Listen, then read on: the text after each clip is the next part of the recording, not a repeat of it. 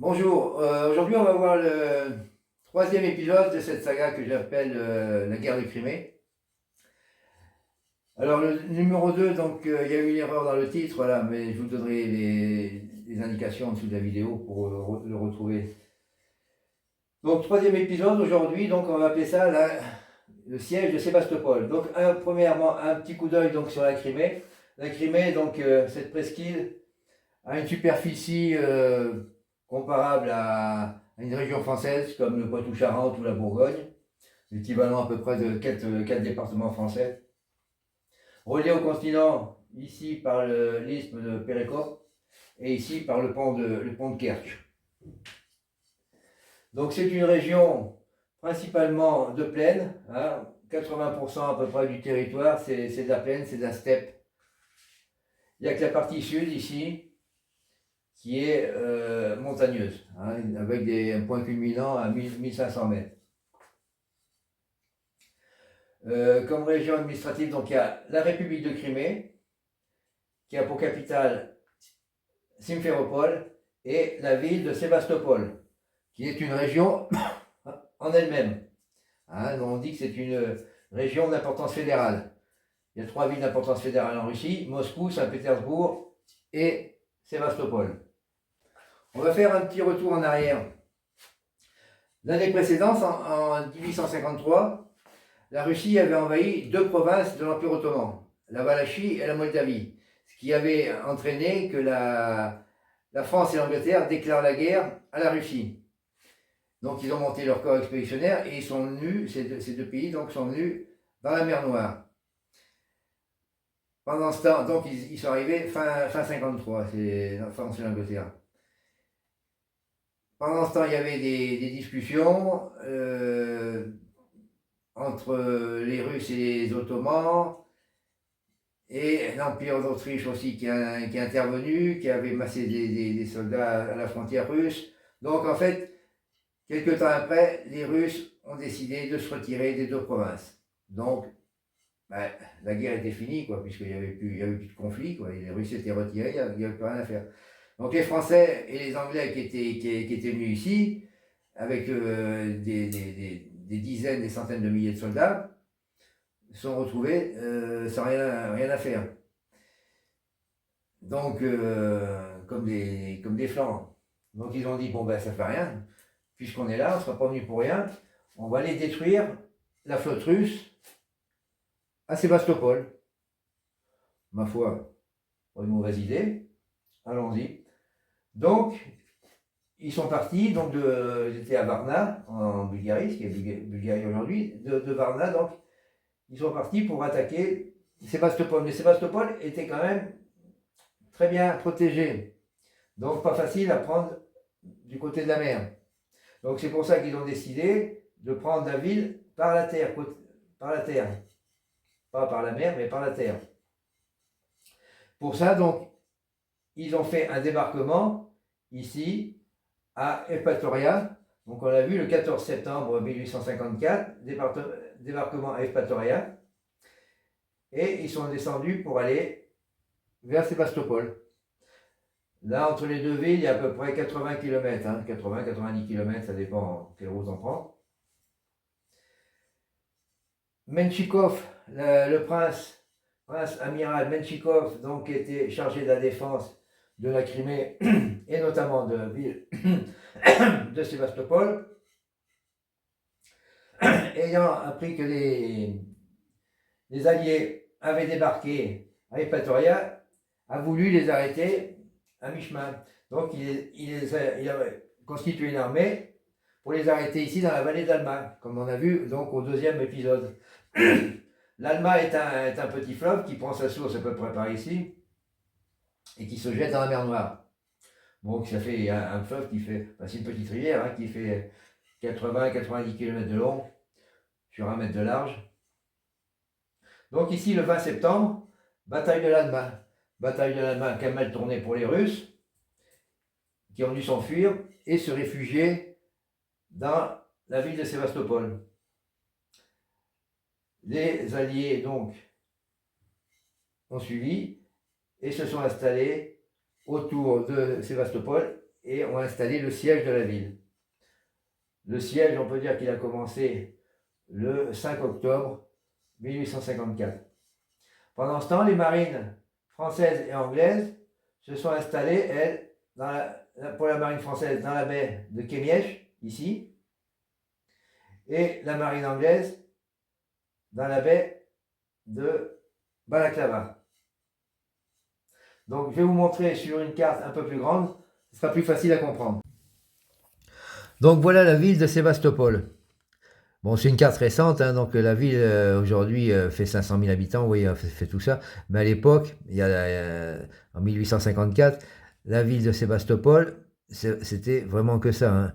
La ville de Sébastopol a été fondée en 1783, quand la Crimée a été annexée par la Russie. La Crimée qui était avant, donc le Khanat de Crimée est devenu russe en 1783 sous Catherine II, et donc elle a décidé de construire un port de guerre en Crimée. Donc elle a choisi ici, donc effectivement ça se présente bien puisqu'il y a des baies partout, des protections. Donc la ville de Sébastopol a été construite ici, autour de cette baie là. Alors, comme protection, donc le port de guerre a été fait ici, mais donc le port de guerre était bien défendu. Ici, il y avait un fort, ici aussi, hein, des forts importants avec des canons, un troisième ici, un quatrième ici. Et tout autour, donc comme autour de la ville, donc là, comme c'est assez montagneux, il y a des collines, quoi.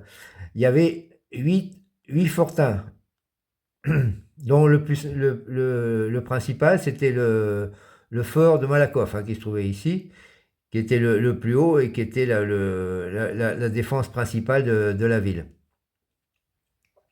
Donc on avait vu que après la bataille de l'Alma, les Russes sont venus donc s'installer dans la ville de Sébastopol pour défendre la ville de Sébastopol. Derrière, donc les soldats alliés, l'infanterie française, anglaise et turque, ont posé le siège, installé le siège autour de la ville de Sébastopol, ici. Le siège a vraiment commencé, on peut dire, le 5 octobre, hein, quand ils ont été bien installés, que 5 octobre qu'ils ont commencé les bombardements et tout, donc c'était début octobre. Pendant ce temps, les marines françaises et anglaises sont venues se réfugier. La marine française ici, dans la baie de Kamièche, est venue s'installer ici, et la marine anglaise, elle, ici, dans la baie de Balaklava. Et donc d'ici, les marines pouvaient alimenter en vivres, en munitions, en armes, les soldats qui faisaient le siège. Et donc faisaient la navette avec la Turquie pour faire le ravitaillement. Donc les Anglais ont même construit une ligne de chemin de fer pour alimenter leurs soldats qui étaient ici. Donc Menchikov a bien compris que s'il pouvait couper les ravitaillements, ben, ça serait une bonne chose, quoi. C'est pour ça qu'il a envoyé une armée pour essayer de couper le ravitaillement des Anglais à Balaklava. Donc ça a été ce qu'on a appelé la bataille de Balaklava, donc le 25 octobre, donc 3 semaines après le début du siège. Le 25 octobre, bataille de Balaklava qui restera célèbre pour la charge, ce qu'on a appelé la charge de la brigade légère, c'est-à-dire c'est une charge de cavalerie, 650 cavaliers qui ont chargé dans la vallée sur 1500 mètres face à des canons et des fusils, quoi. Donc plus de la moitié ne sont pas arrivés au bout, bien sûr. Ça a été un véritable massacre. Enfin bon. Donc cette bataille de Balaklava ne fera ni vainqueur ni vaincu. Les Russes retourneront à leur pénate et les Anglais continueront leur affaire.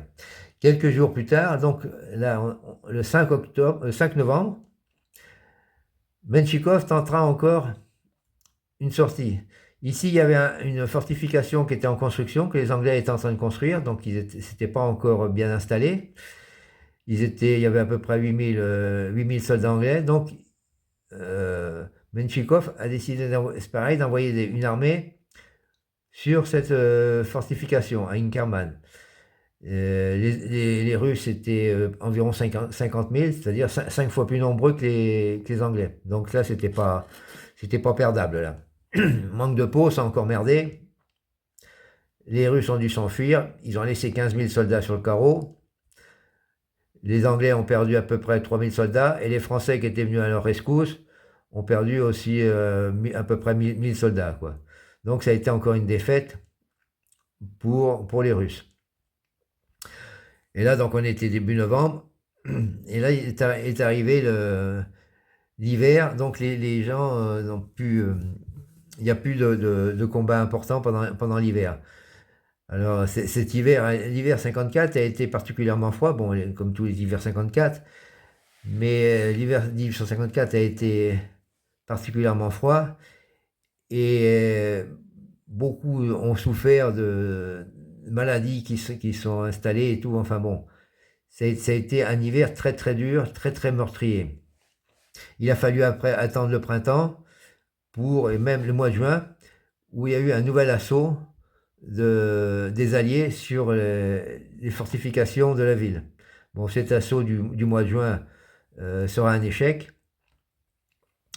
mais donc les Alliés en profiteront pour faire des tranchées, creuser des tranchées pour aller au plus près des fortifications, plus près des fortins. Et donc un nouvel assaut sera donné le 8 septembre, et là donc cet assaut va réussir.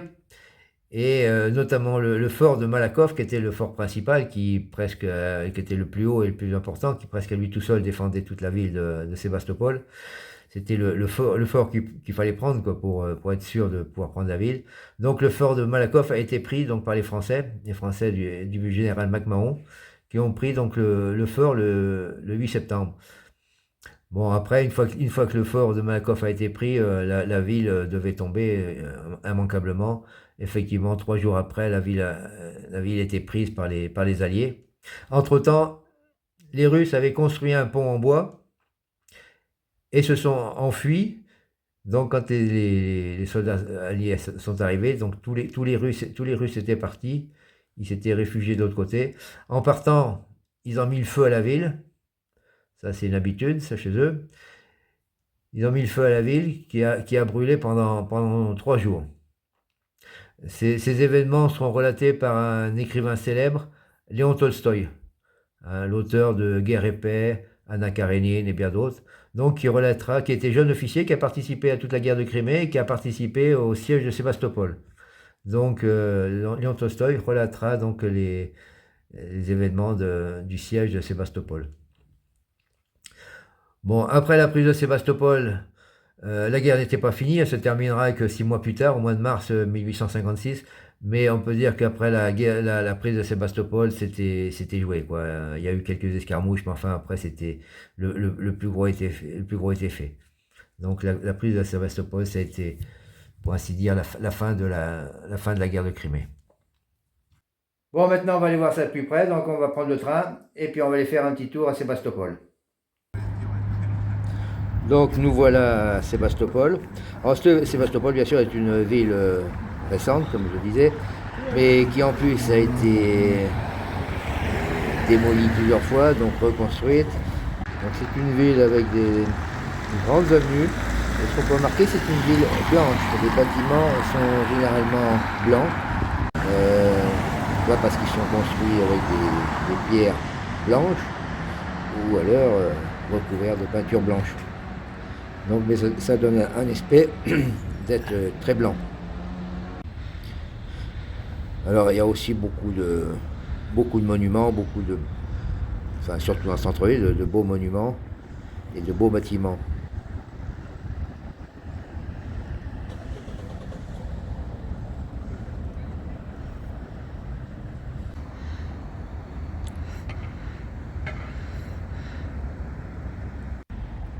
Alors ça c'est un monument aux morts de 39-45, enfin 41-45. Il y a aussi beaucoup de statues.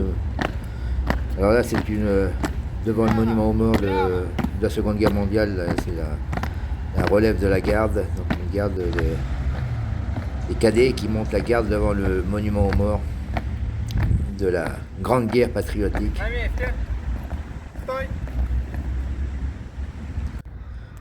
Alors Sébastopol est ville héros, hein, comme Moscou,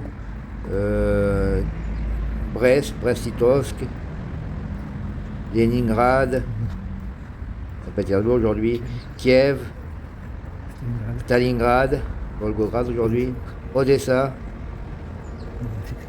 Novorossiysk, Kerch, Minsk, Tula,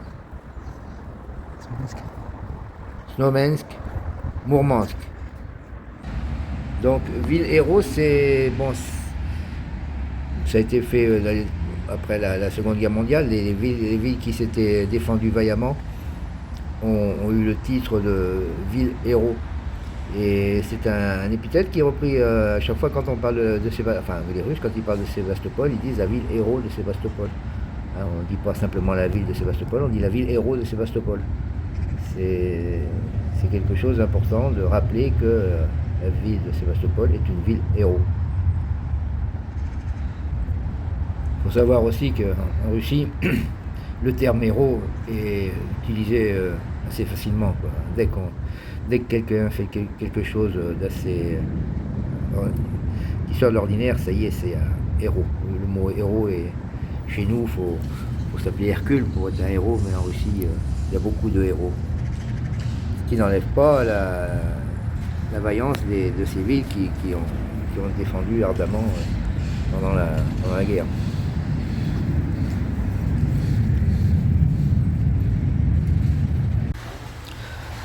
On va continuer la visite de la ville. Donc là, le parc au nord de la ville, qui est au bord de la mer. Donc là, c'est le pont des Amoureux, avec les fameux cadenas.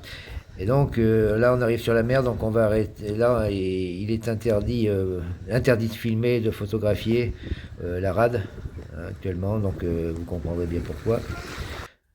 Donc là, donc en sortant de ce pont, on arrive sur ce monument qu'on appelle le monument aux bateaux coulés.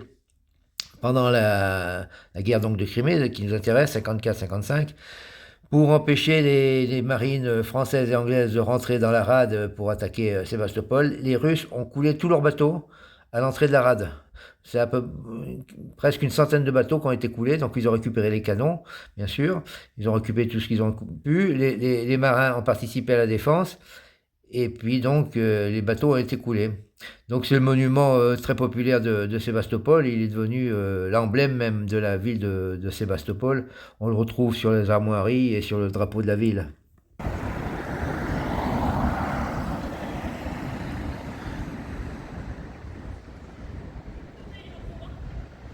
On va continuer la balade dans Sébastopol, donc toujours ces grandes façades, ces grandes avenues.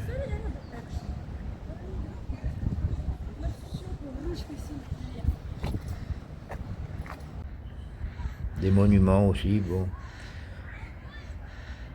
On va pas tous les passer en revue, il y en a plusieurs à visiter. On va s'intéresser aux principaux. Bon, là c'est la cathédrale Saint-Vladimir. C'est une cathédrale qui est dédiée aux soldats tombés lors du siège de Sébastopol. Donc on y retrouve dans sa crypte le tombeau des amiraux qui sont morts, qui sont tombés pendant le siège. Donc Istomine, 55. Ensuite Lazarev. Alors, Lazarev était mort avant la guerre, mais bon. Kornilov et Nakimov. Donc cette église avait été initiée au départ, la construction, par l'amiral Lazarev, qui est un des plus grands amiraux qui ait connu la Russie, mais qui est mort en 51, juste avant la guerre, mais bon, on l'a quand même enterré avec les autres, parce que bon, c'est un grand amiral. Alors on retrouve aussi Kornilov, donc, qui était au début du siège. Alors lui, il est mort le premier jour, le 5 octobre. Le premier jour du siège, il a été tué. Ensuite, alors donc là, il y avait sur sa tombe, il y avait des fleurs ce jour-là. c'était son anniversaire. Il est né un 13 février. Ensuite, Istomine, ça a été donc Istomine qui a pris sa place. Alors Istomine, c'est pareil, a été tué le 7 mars 1855, il a eu la tête arrachée par un boulet de canon. Et après, on trouve Nakhimov. Nakhimov qui, lui, sera tué par un tireur embusqué, un tireur d'élite. Et donc il sera blessé le 28 juin et il décédera le 30 juin, 2 jours plus tard. Alors là, les dates, c'est dates du calendrier julien, donc pour le calendrier grégorien, il faut rajouter 13 jours, hein. Ça ferait 12 février. Pendant ces obsèques, les marines françaises et anglaises ont cessé de bombarder et ont abaissé le pavillon. Allez, maintenant on va aller faire un tour à Malakoff, la colline de Malakoff. Donc maintenant c'est un parc de verdure, où on peut aller se promener, très agréable. Alors cette colline de Malakoff est la plus haute de la ville, de la région. Elle culmine à presque 100 mètres, 97 mètres exactement. Et c'était la défense principale, bien sûr, de la ville. Et là, qu'il y avait le fort de Malakoff. Alors ce fort a été, bien sûr, ils ont essayé de le prendre plusieurs fois.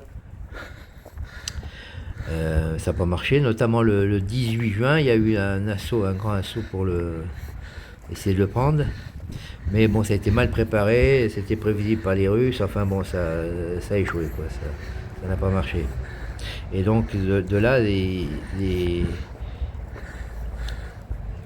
Français, les Alliés se sont enterrés, enfin, ils étaient déjà enterrés, donc dans des tranchées, ils ont construit des tranchées, donc ça a été une guerre de tranchées, la guerre de Crimée a été la première guerre de tranchées, on peut dire. Il y en a eu d'autres après par la suite, mais la première. Donc c'était la guerre de Crimée. Donc ils ont creusé des tranchées et des tunnels pour s'approcher au plus près des fortifications. Et ils étaient même arrivés à quelques mètres des fortifications, quoi. Et de là, ils ont lancé un assaut, donc le 8 septembre, quand ils ont été prêts. Ils ont lancé un assaut sur les fortifications. Et c'est là que le fort de Malakoff a été pris. Il a été pris par des Français. Avec à leur tête le général de MacMahon. Le général de MacMahon qui par la suite sera fait maréchal et deviendra même le deuxième président de la Troisième République. Et donc c'est à l'occasion de la prise de ce fort qu'il aurait sorti sa phrase célèbre « J'y suis, j'y reste ». Parce qu'on l'avait prévenu que le fort était piégé et qu'il allait exploser, donc on lui avait demandé de se retirer. Et donc c'était peut-être une ruse des Russes, il n'a pas voulu y croire, et c'est là qu'il aurait dit j'y suis, j'y reste. Alors après il a dit qu'il l'avait pas dit. Bon, on ne sait pas s'il l'a dit, s'il l'a pas dit, enfin nous on dirait qu'il l'a dit. Donc voilà. Donc là vous voyez, on a d'en haut une belle vue sur la ville, toute la ville, quoi. Donc maintenant c'est un parc de verdure agréable pour les promenades du dimanche.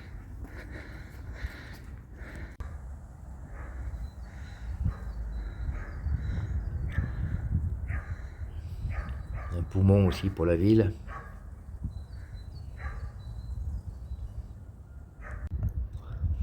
Donc là c'est la statue de l'amiral Kornilov.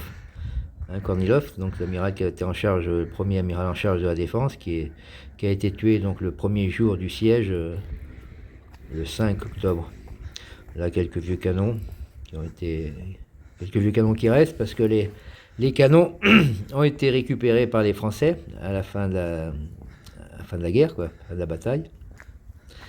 Et ces canons ont servi à couler la statue de la Vierge, qu'on peut voir au cœur de la ville du Puy-en-Velay, en Auvergne. Donc cette grande statue de la Vierge a été coulée avec les canons qui ont été pris à Sébastopol. Donc là, c'est l'endroit où était, tout à fait l'endroit où était le fort. Bon, aujourd'hui, bien sûr, tout a été démoli, il ne reste plus rien.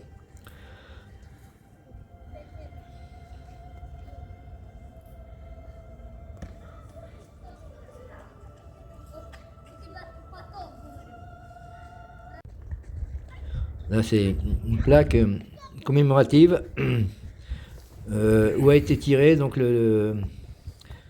l'amiral Nakimov, qui a été tiré ici par un tireur embusqué qui était placé juste en dessous, et donc il l'a blessé mortellement donc au mois de juin 1855.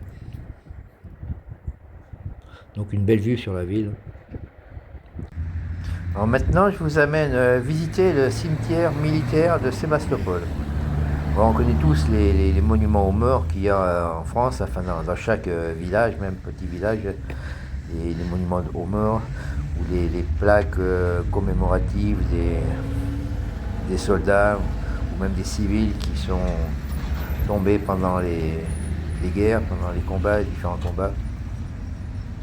Donc il y a ces monuments en France, mais il y a aussi à l'étranger. Bon, la porte est fermée à clé, il va falloir enjamber, mais c'est pas le problème. Donc je ne connais pas trop les cimetières, surtout à l'étranger, même pas en France. Donc je vais me contenter de lire ce que dit Wikipédia au sujet des cimetières militaires français à l'étranger. Excusez-moi, on est au mois de février, j'ai un peu la crève, pas facile de parler. Alors la France possède environ 900 cimetières et carrés militaires à l'étranger, répartis dans 80 pays différents, où sont inhumés plus de 300 000 soldats. Ces cimetières, ossuaires, columbariums ou carrés militaires rassemblent les dépouilles des soldats français ou ayant combattu pour la France. La plupart contient les soldats morts pour la France lors de la Première Guerre mondiale et de la deuxième, ils mettent deuxième. Ils attendent une troisième peut-être. La Seconde Guerre mondiale, mais aussi des conflits coloniaux et des guerres du XIXe siècle. Certains de ces sites sont entretenus directement par les services du gouvernement français via les ambassades et consulats.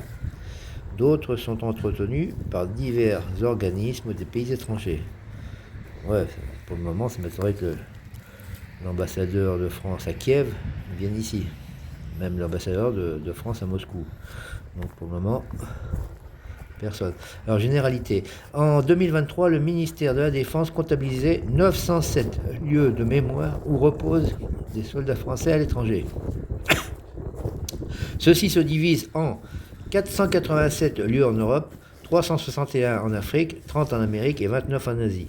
Et les lieux de mémoire des territoires ultramarins ne sont pas comptabilisés dans ces totaux, d'accord. Depuis 2022, la direction de la mémoire, de la culture et des archives, sous l'égide du ministère des Armées, est en charge de l'entretien des lieux de mémoire français, dont ceux à l'étranger. Alors en Europe, on a dit qu'il y avait 487 en Albanie, oui, en Albanie il y en a un, en Allemagne aussi un petit peu, pas beaucoup, si, non. En Autriche, guerre napoléonienne, ouais, il y en a deux en Autriche. En Belgique, en Belgique c'est là qu'il y en a le plus. Première guerre mondiale. Voilà, il y en a une cinquantaine. Hein. Et Belgique, il y a même Waterloo. Alors, on ne sait pas combien il y en a, genre, à Genappe. Donc, à Waterloo, il y a aussi un truc. Mais autrement, après, carré militaire, enfin, en Belgique, il y en a beaucoup. En Bulgarie, en Finlande. Alors, en Finlande, la tombe commune de Makiluoto. Donc, il y a 40 personnes inhumées, et donc, c'est de la guerre de Crimée. Donc, je rappelle que la guerre de Crimée, s'il y a principalement eu lieu en Crimée. En Crimée, mais aussi autour de la mer Noire, en Turquie et dans le Caucase. Il y a aussi eu des combats donc, qui rentrent dans le cadre de la guerre de Crimée, en mer Baltique, donc jusqu'en Finlande, quoi. Et même en Extrême-Orient, dans le Kamtchatka, la presqu'île là-bas, qui est à l'extrémité de la Russie. Donc 40 soldats là-bas, en Grèce, en Hongrie, Italie, Lituanie, guerre napoléonienne, 3200, ouais. Sur les centaines de milliers, c'est pas beaucoup. Alors Macédoine, il y a Skopje, il y en a 11 000, et Bitola, il y en a 16 000. En Macédoine, ouais. 27 000 Français qui sont fait tuer là-bas. Qu'est-ce qu'ils sont été faire là-bas? Bon, à Malte, en Norvège, aux Pays-Bas, en Pologne, en Roumanie, en Royaume-Uni, qu'est-ce qu'il y a même en Royaume-Uni? Voilà, 222 personnes inhumées à Brokoud lors de la Deuxième Guerre mondiale. Vous voyez, on apprend des choses. En Russie, il n'y a pas beaucoup. Vyazma, tout le cimetière militaire de Vyazma. 122 soldats de la Grande Armée, c'est tout. Ah bon, oui. Hein, campagne de Russie, pas terrible. En Serbie, il y en a. En Ukraine. Alors en Ukraine, donc le cimetière militaire français de Sébastopol donc, est donné encore en Ukraine. Guerre de Crimée, donc 95 000 personnes inhumées. La guerre de Crimée en Ukraine. Alors, enfin, Sébastopol. Après, donc, vous en avez en Afrique du Nord, au Moyen-Orient, en Algérie, en Tunisie. En Algérie, il y en a 17 000 à Oran. Ouais. Deuxième Guerre mondiale. Tunisie, Maroc, ouais, bon, Libye, tout ça, Syrie, Afrique, le Bénin, Burkina Faso, tout ça, c'est Première Guerre mondiale. Érythrée, Deuxième Guerre mondiale, Madagascar, les colonies de Madagascar, indépendance. Ouais, Première Guerre mondiale. Ouais, au Mali aussi, à Tombouctou, Première Guerre mondiale, Deuxième Guerre mondiale, Afrique occidentale française, donc ça a été jusque là-bas. Tchad, Togo. Ah, en Asie, donc en Asie, qu'est-ce qu'il y a? Au Japon. Alors, au Japon, vous avez le cimetière militaire français de Shuogahara à Kobe. 40 Français du corps expéditionnaire de 1864. Ouais, c'est quand ils ont été pour faire ouvrir le Japon au monde extérieur. Et le cimetière militaire Mont Dijiyama. 7 soldats du corps expéditionnaire en Chine. Pas l'année. En Corée du Sud, bon, c'est la guerre de Corée. Taïwan, Laos, mais il n'y a pas le Vietnam. On s'arrête. Bon, en Amérique, donc aux États-Unis, guerre d'indépendance des États-Unis. Et même lors de la Première Guerre mondiale, qu'est-ce qu'il y a? 25 soldats français qui sont morts à Brooklyn lors de la Première Guerre mondiale. Bon, guerre d'indépendance, ok. Et au Mexique, 3000 soldats français et mexicains à Puebla. Voilà, donc, donc un petit tour vite fait des cimetières, enfin, j'ai pas tous nommé, hein, des cimetières français à l'étranger. Donc, c'est intéressant de savoir que ça existe, tout ça. Si vous êtes dans un de ces pays, allez y faire un tour, allez voir sur la tombe de nos anciens. Voilà. Donc, alors, qu'est-ce qu'on dit pour le cimetière militaire français de Sébastopol? Alors, toujours Wikipédia. Le cimetière militaire français de Sébastopol, en russe Franzuskoye Kladbichev Sébastopolye, est le plus important cimetière militaire français à l'étranger. Situé à Sébastopol en Crimée, les restes de près de 45 000 soldats français sur les 95 000 morts de la Grande Guerre de Crimée y reposent. Signe du rapprochement diplomatique franco-russe à la suite du traité de Paris, en 1856, la France est autorisée par l'empereur russe Alexandre II à rassembler dans une nécropole unique les dépouilles de ses soldats dispersés dans les dizaines de cimetières militaires de Crimée. Construite à partir de 1863, elle se composait d'un mausolée central où étaient enterrés les généraux et leurs officiers d'état-major et de 17 caveaux secondaires enfermant les ossements des soldats français morts au combat ou de maladie, surtout de maladie. Endommagé pendant la Seconde Guerre mondiale, le cimetière sera détruit en 1982 pour en récupérer les matériaux. Ben voyons. En 2004, un nouveau mémorial est inauguré sur l'emplacement même de l'ancien cimetière. Voilà.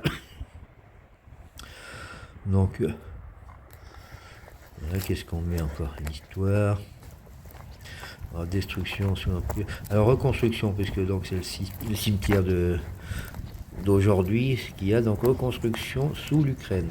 Après une longue lutte une cérémonie en mémoire de la guerre de Crimée tenue en 1992 en présence des autorités ukrainiennes et de l'ambassadeur extraordinaire français Hugues Pernet marque le début d'une prise de conscience. 10 ans plus tard, la municipalité de Sébastopol décide de la construction d'un monument commémoratif confié à l'architecte Yuri Olenik. À l'automne 2004, le nouveau mémorial est inauguré par l'ambassadeur de France à Kiev, Philippe de Surmain. En 2011, le cimetière est donné en concession à la France pour que la nation l'entretienne. Alors, plus tard, donc, Fédération de Russie, depuis 2014. Alors, il y a eu la translation des restes de 150 soldats français tombés au siège de Sébastopol et découverts en 2013 lors d'un chantier a eu lieu le 3 octobre 2020. À l'initiative de la Fondation pour le développement des initiatives historiques franco-russes, l'Académie russe des sciences, le ministère russe de l'éducation et des sciences, ainsi que le gouvernement de la République de Crimée et de la ville de Sébastopol. Mais sans aucune participation des autorités françaises, bien sûr, qui n'ont pas voulu se mélanger à la cérémonie. Donc voilà ce qu'on nous dit sur le cimetière militaire de la ville de Sébastopol. Donc qu'est-ce que je pourrais rajouter que je me rappelle, j'avais un copain qui m'avait dit que il avait fait l'entretien là, dans les années 2010 à peu près. Il y avait un bateau français qui était venu à Sébastopol, un bateau de la Marine nationale. Et donc il y avait une cérémonie, une dépose de gerbes avec le commandant du bateau et l'ambassadeur de France qui était venu de Kiev, quoi. Mais donc depuis, il n'y a plus rien, sauf que si, j'ai su qu'il y a des politiques de passage en Crimée qui sont venus donc faire un dépôt de gerbes sur ce cimetière là. Je l'ai lu, je ne l'ai pas vu. Notamment, on pourrait parler du député Mariani ou de François Asselineau. Voilà, donc il y a quand même un petit peu de passage ici.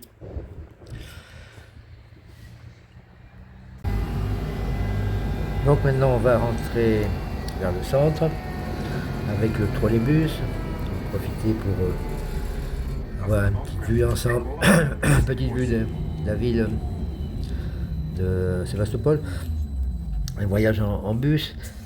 Donc qu'est-ce qu'on peut dire après cette visite du cimetière? Bon, il faut rappeler qu'il y a 95 000 Français qui sont morts ici, enfin tout au long de cette guerre. 95 000 sur au départ un corps expéditionnaire de 310 000, ça fait du 30% de morts. C'est quand même pas mal, quoi. C'est plus que les 7% autorisés, ça. Et bon, alors ça a été pas seulement dans le camp français, hein, ça a été dans tous les camps, puisque on estime que cette guerre a fait 700 000 morts. 700 000 morts, dont 450 000 chez les Russes. Donc 100 000 à peu près chez les Français, 120 ou quelques pour les Ottomans, enfin eux qui avaient déjà commencé la guerre avant les autres. Et puis, les Anglais pas tellement, 20 ou 30 000. Mais bon, sur un corps expéditionnaire que 200 000. Donc, et puis 2 000 ou 2 000 ou 3 000 pour les piémontais. Donc ça fait en tout presque 700 000 morts. Bon, ce qui est beaucoup, et on fera mieux par la suite. Hein. On a vu pire aussi. Et après, donc, on verra en 14-18, donc on passera à 7 millions, en 39-45 à 70 millions. Donc à chaque fois, on rajoute un zéro. Voilà. Alors, la maladie qui sévissait beaucoup, c'était le choléra, bien sûr. Le choléra se développe, on le sait, quand il y a une absence d'hygiène totale. Bon, alors c'est pas uniquement quand ils ont été en Crimée, puisque déjà quand ils étaient en Bulgarie, à Varna, avant de venir jusqu'en Crimée, il y avait des dizaines de personnes, de soldats qui mouraient tous les jours du choléra. C'est pour ça qu'ils étaient assez chauds pour venir faire la guerre en Crimée, parce que tant qu'à mourir, autant mourir au combat, plutôt que de mourir dans un fossé là, de maladie. Donc ces maladies, c'était... Alors en plus, bon, il y avait cette maladie, bien sûr, qui se développait. Bon, à l'époque, il n'y avait aucune hygiène. On recrutait quand on partait à la guerre, on recrutait des gens en pagaille, comme ça, il n'y avait pas de contrôle médical à l'engagement. Hein. Tout le monde arrivait, et que c'est pas les plus propres qui s'engageaient. Donc ils amenaient toutes les maladies, tout ça, c'était pas terrible à refaire. Mais bien sûr, mais ce qui a été mauvais en plus de tout ça, c'est l'hiver. L'hiver 54 a été effroyable. Ils ne s'attendaient pas à ce qu'il fasse aussi froid.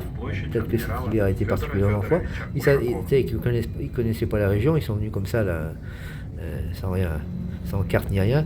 Et donc ils s'attendaient pas, donc ils n'avaient pas pris de... Et ils ne pensaient pas que ça allait durer plus si longtemps. Ils n'avaient pas de vêtements d'hiver. Donc beaucoup sont morts par le froid, il n'y avait pas de quoi se couvrir. En plus, au mois de novembre, il y a eu une tempête, une grosse tempête qui a fait couler des bateaux, et justement des bateaux qui apportaient du ravitaillement, et notamment des vêtements chauds. Donc tout a coulé, enfin bon, voilà, c'était la Bérézina complète. Alors, enfin, on va pas décrire le truc, mais c'était horrible, quoi. Alors, malgré tout, il faut se débrouiller quand il y a des conditions pareilles, donc chacun c'est un peu la démerde, quoi. Piquer le couteau. Alors il y a une découverte, une invention qu'ont fait notamment les Anglais qui étaient stationnés à Balaclava pour se protéger du froid. Ils ont inventé un vêtement que je vais vous montrer là. Là, je vais vous montrer le truc là, vous connaissez ça, hein? Oh putain, comment ça te met ça? Oh putain. Voyons. Ah, donc les motards connaissent bien ça. Nous on appelle ça plutôt une cagoule en français, mais les Anglais appellent ça un balaclava. Un balaclava, mais les Russes aussi, enfin dans le monde entier, bon, ça s'appelle généralement. Alors on met le bonnet là en plus si on veut. Et là comme ça va là. Là on est bonnaise là. Hein, hop, on tire bien. Voilà, ça c'est bien. Là on peut passer l'hiver tranquille avec ça. Impeccable. Donc on revient dans notre trolleybus, là, on continue la route. Donc qu'est-ce qu'on pouvait dire? Oui, que dans ces moments difficiles, là, comme les guerres, on sait que les guerres sont très propices à des avancées techniques et technologiques, enfin, en tout genre.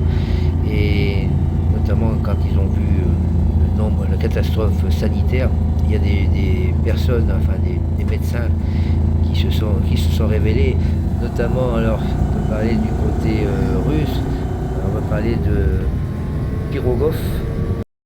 Donc Pirogov était un chirurgien et lui aussi il a été beaucoup impressionné par le manque d'hygiène dans lequel les gens se trouvaient. Et il a fait beaucoup avancer la chirurgie, notamment ça a été le premier à utiliser l'anesthésie à l'éther. Et dans les méthodes d'amputation, il a aussi fait beaucoup avancer la science. Et c'est lui aussi qui a créé la Croix-Rouge russe. Il y a un autre personnage aussi qu'on ne peut pas oublier de citer pour ce qui s'agit des questions d'hygiène et de santé. C'est Florence Nightingale. C'est une femme exceptionnelle, une infirmière anglaise et pionnière des soins infirmiers modernes.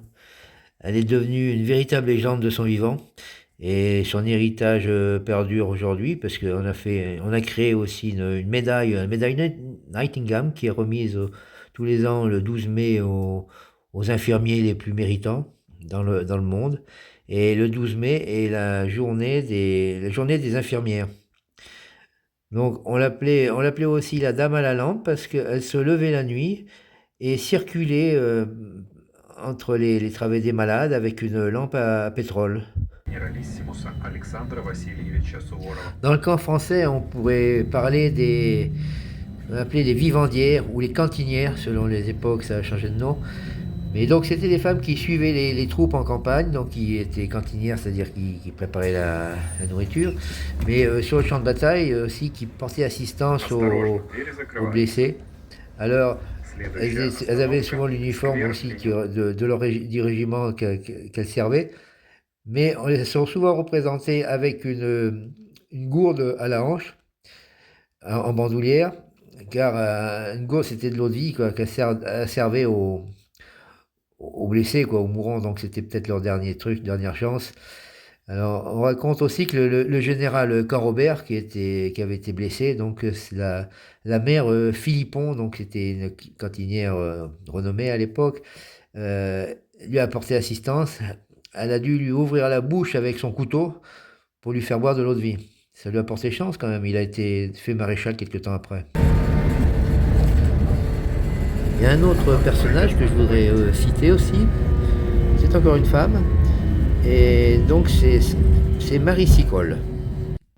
Donc c'était une métisse de la Jamaïque, un peu aventurière, donc elle était arrivée jusqu'ici.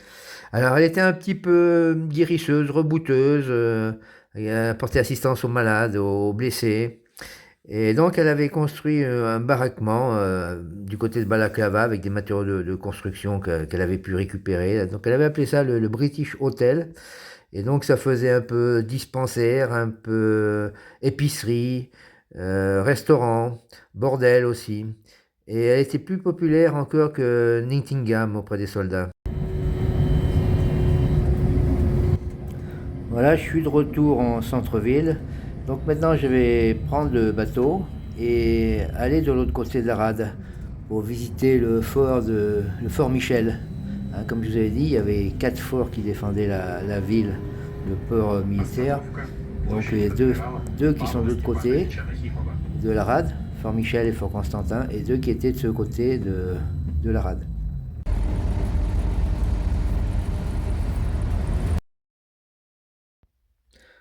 Donc voilà le Fort Michel. Vous voyez qu'il a morflé. Hein. Enfin ça c'est pas nous, hein, c'est les Allemands qui ont fait ça en 40. Hein. Donc une vue de l'extérieur.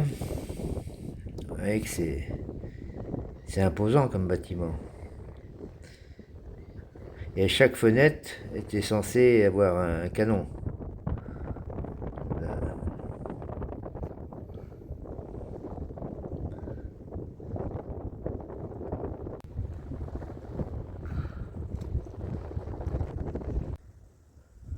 Donc là, une vue de l'intérieur.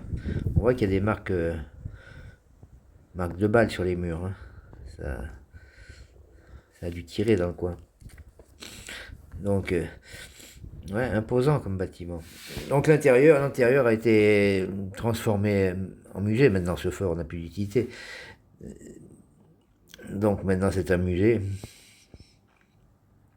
Alors, comme dans tous les musées, hein, des tableaux, des maquettes, des uniformes. Là, on voit un canon. Oh, je sais pas qui c'est ça. Un canon en position de tir. Voilà. On voit le couloir. C'est grand, hein. Le couloir. Donc, ouais, il valait mieux mettre les boules caisses quand il tirait, là, parce que ça devait résonner là-dedans. Ça devait faire un drôle de bruit.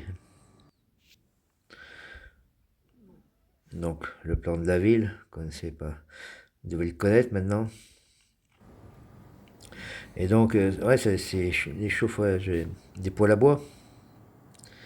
Poêle à bois pour chauffer le truc.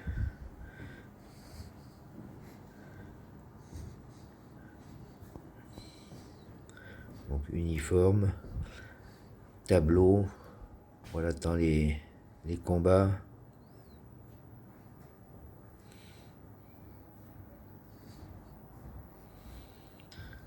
Ouais, là, c'est la charge de la brigade légère. Hein, les cavaliers anglais qui ont chargé sur les canons à la bataille de Balaclava. Voilà. Là, c'est le carré français. Napoléon III. Avec Eugénie. Donc ça, les zouaves. Les zouaves, reconnaissables à leur pantalon rouge. On voit, ils sont partout, les zouaves. L'hiver, on voit que ça caille là. Voilà. Une légion d'honneur qu'on reconnaît.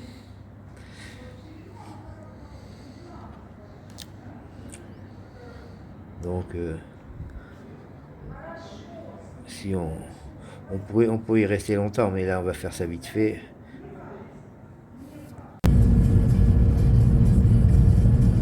Allez, maintenant je vais rentrer avec le bus. Donc je suis venu avec le train, je repars avec le bus, par une autre route.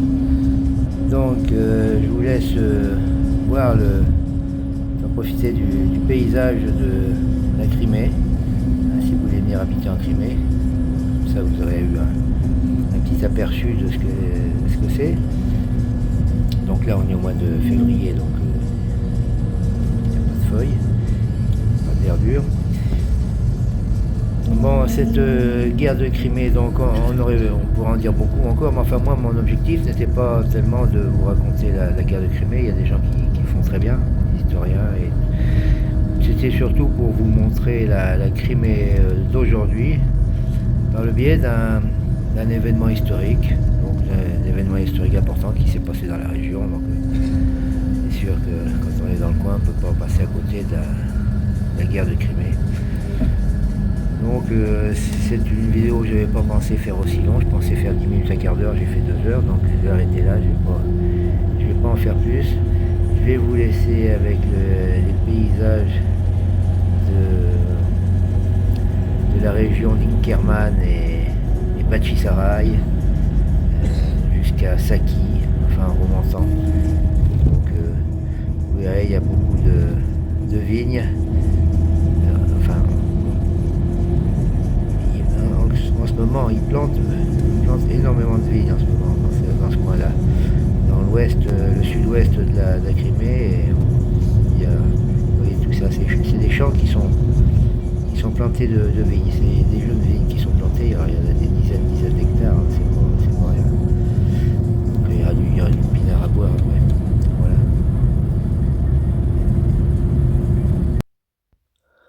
Inkerman. Inkerman, c'est une grande cave. Il y aura du blanc et du rosé, muscat et rosé. Donc voilà, aussi en rouge, cabernet. Oui, il y en a plusieurs, ils font plusieurs variétés. Pouf. Allez, on est reparti. Vous voyez, c'est quand même assez pelé, hein. C'est un climat un paysage de steppe quand même. Quelques forêts de sapins.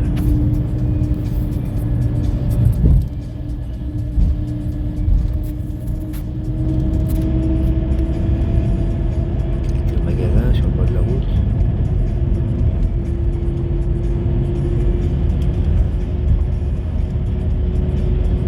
Un peu perdu quoi là.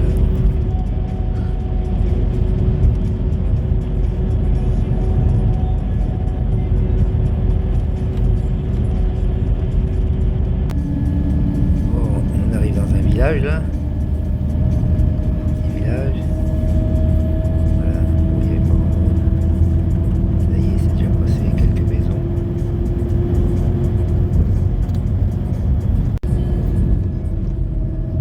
Alors des vignes hein, partout, tout ça, c'est de la vigne qui est plantée. En bout de rang, là, c'est des pêchers. Hein, c'est deux cultures qui sont beaucoup faites ici dans la région, dans l'ouest, là, Bachysaraï et la vigne et le pêcher. Donc il faut dire que le climat s'y prête bien, donc il n'y a pas de gelée tardive. Donc pour le pêcher, c'est ce qui craint le plus, quoi. Donc là pour le pêcher, c'est très bien. Et puis la vigne aussi. Alors le climat ici dans la région est très sec aussi. Là je vois l'année dernière, de fin février jusqu'à fin août, il n'est pas tombé une goutte d'eau. C'est vrai qu'il y a un peu partout qu'il y a des problèmes de ce genre-là, mais là, c'est toujours été très sec. Alors c'est un avantage, c'est pour prévoir les pique-niques, on peut s'y prévoir 6 mois à l'avance, on est sûr qu'il ne pleuvra pas, quoi. Ça, c'est bien. Encore des vignes.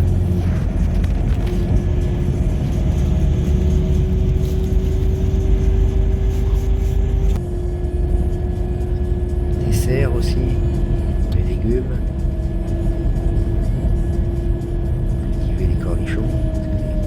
Les Russes sans cornichons.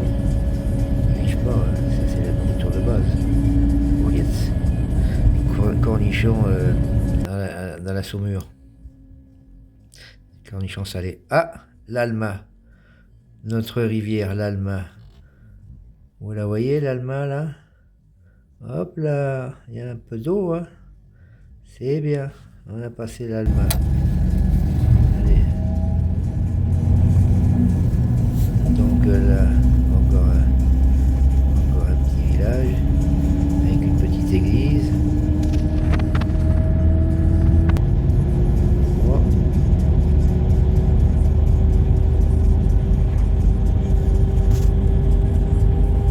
Il y a beaucoup d'églises qui ont été construites ces derniers temps. Ça depuis quelques années. Bon, là on arrive en ville. Là.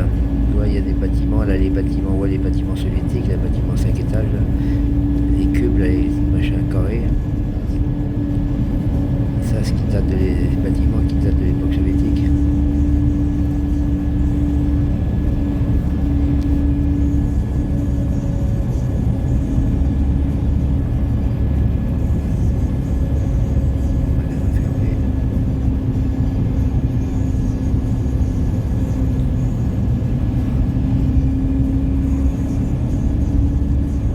Donc là, on est arrivé à Saki, la ville de Saki.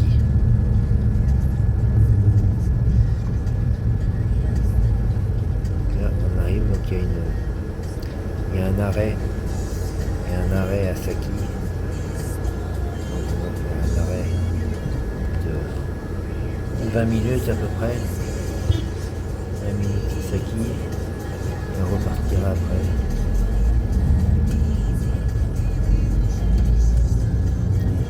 Il y a beaucoup de bus. Pour ça c'est bien Crimée, enfin en Russie, c'est qu'il y a beaucoup les transports. Le transport routier fonctionne très bien. Les bus, il y a des bus tous les quarts d'heure pour aller n'importe où. Ça c'est pratique. C'est pas trop cher. Là, il y a l'église de Saki.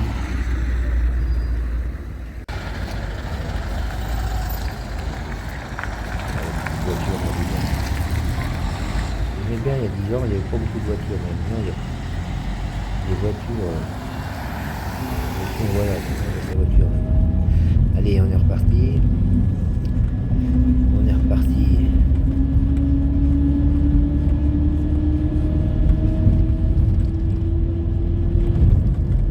Donc là, oui, un bâtiment. Donc là, un immeuble là pour il y aura des appartements en bord de mer. Là, on est au bord de la mer. Là. La mer, elle est, parce qu'elle est de l'autre côté là. Je suis pas de mon côté, là, elle est de l'autre côté, mais elle est à 50 mètres là, la mer. Donc là, on longe la mer là sur, on est à 50 mètres de la mer. Là. Donc il y a beaucoup de constructions plus de l'autre côté, plus du côté de la mer que de ce côté-là. Ici, c'est un peu la pampa.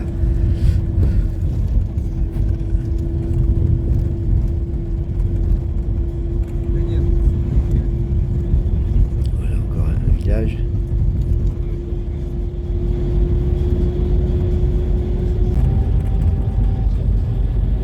De chemin de fer.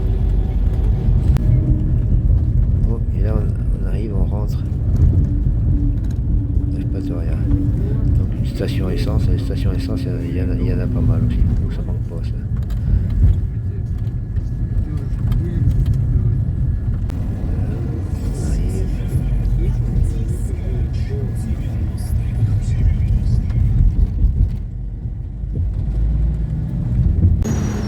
On arrive. Gare routière, à côté de la gare routière. C'est vrai qu'on est dans le 14 février aujourd'hui.